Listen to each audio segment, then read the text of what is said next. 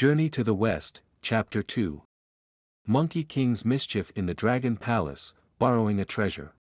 Sun Wukong, seeing no way to stay, bid farewell to the patriarch Subhuti, took leave of his fellow disciples, chanted a spell, and rode on his cloud-walking somersault, returning to Flower Fruit Mountain in the Water Curtain Cave. To his dismay, he found Flower Fruit Mountain in ruins. After Sun Wukong's departure, a wicked demon had taken over the Water Curtain Cave and abducted many monkeys and disciples. Sun Wukong was furious upon hearing this. He inquired about the demon's whereabouts and decided to seek revenge. Riding his cloud somersault, he headed north. Soon, Sun Wukong arrived at the demon's water-dirty cave. He shouted at the demon's henchmen guarding the entrance, "You have a lousy demon king who bullies our monkeys. Today, I've come to challenge that demon king." The henchmen rushed inside to inform the demon king. The demon king quickly put on his iron armor, grabbed a large blade, and emerged from the cave surrounded by his followers. Sun Wukong, bare-handed, snatched the demon king's large blade and cleaved him in two. He then pulled out a hair from his own body, chewed it into pieces, and spat it out, transforming the hair into many small monkeys who stormed into the cave, slaying all the demons.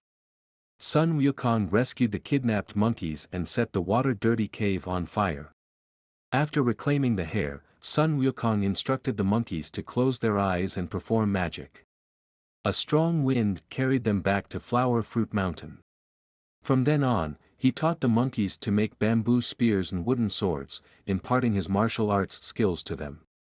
However, Sun Wukong soon realized that bamboo spears and wooden swords were insufficient for battle. Two monkeys informed him that there must be better weapons in the neighboring Owlai Kingdom. Sun Wukong soared to the skies over Owlai Kingdom, invoking a spell that conjured a fierce windstorm, causing chaos among the citizens. He seized the opportunity to rush into the kingdom's armory, plucked a hair, and transformed it into thousands of little monkeys who looted the armory. When he was satisfied, Sun Wukong changed the wind's direction and returned to Flower Fruit Mountain.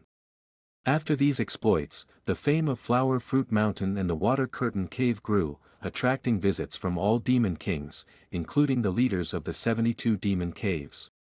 However, Sun Wukong was discontented with the weight and quality of the large blade. An elderly monkey, known as the shoulder pole monkey, told Sun Wukong that beneath the bridge leading to the Water Curtain Cave, there was an underwater path that led directly to the East Sea Dragon Palace, where he could obtain a suitable weapon. Sun Wukong promptly went to the East Sea Dragon Palace and explained his purpose to the old Dragon King Ao Guang. The Dragon King offered various weapons, but Sun Wukong found them too light. Finally, the Dragon King presented a massive weapon, the nine-toothed rake, weighing 7,200 jin. Sun Wukong was still unsatisfied, but the Dragon King claimed it was the heaviest weapon available. Sun Wukong's disputes with the Dragon King escalated, leading to the intervention of the Dragon Queen. She suggested a heavy, shining treasure used to measure sea depths by the Great Yu during his flood control efforts. She advised giving it to Sun Wukong, regardless of whether he could wield it. Upon reaching the seabed, Sun Wukong followed the Dragon King's directions to the shining treasure. He discovered it was a massive iron pillar, as thick as a measure pole and over 20 feet long. Sun Wukong attempted to move it with his hand, asking for it to be shorter and thinner. Before he could finish speaking, the treasure shortened and slimmed down as he desired. It now read, "As you will, gold-banded cudgel, weighing 13,500 jin." Sun Wukong played with the cudgel and found it perfectly to his liking. Returning to the Crystal Palace, Sun Wukong requested the Dragon King to provide a set of fitting attire.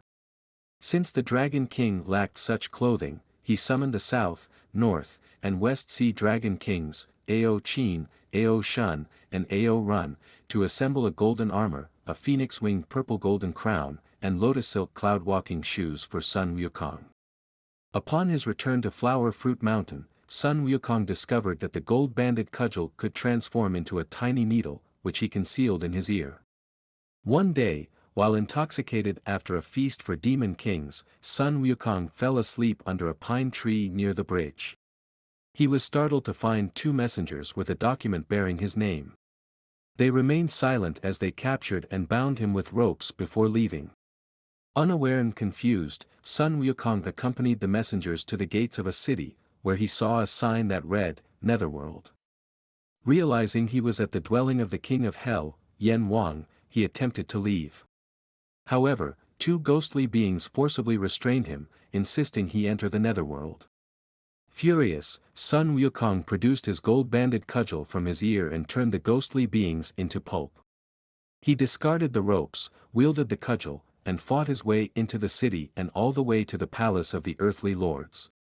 The 10 underworld magistrates were terrified upon seeing Sun Wukong's menacing appearance. Sun Wukong asked, "Since you hold positions of authority, why didn't you sense my arrival? I, Sun Wukong, have achieved immortality. Bring me the Book of Life and Death quickly." The 10 underworld magistrates promptly instructed an official to fetch the Book of Life and Death. Sun Wukong examined the book and found his name listed at the 1350th line. With a brush, he struck out not only his name but also those of his fellow monkeys, declaring, "Now, you no longer have control over us." He continued to beat his way out of the Netherworld. Panicked, the 10 underworld magistrates hurried to Tsuiyin Palace to discuss how to report this incident to the Jade Emperor.